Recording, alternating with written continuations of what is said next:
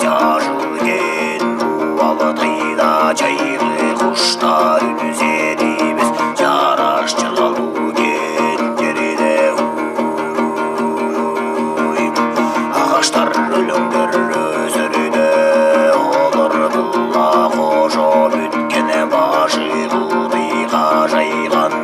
дейші құдай сарғарған бар жоғыр атқа мінген байбарақ батыр юртап жатты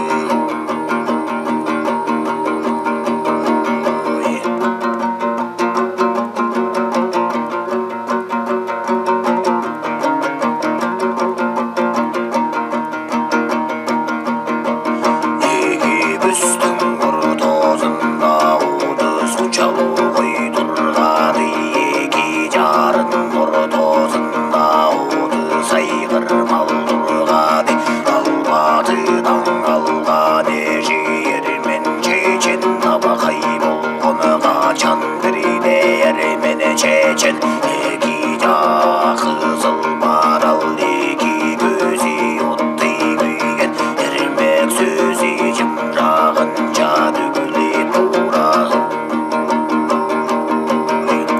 олардың екі баласы тұрған екі бала болған ерге берер қыс өткенде таңбалдың да жолы мұндай солоңы абақту ереге қоқыс болды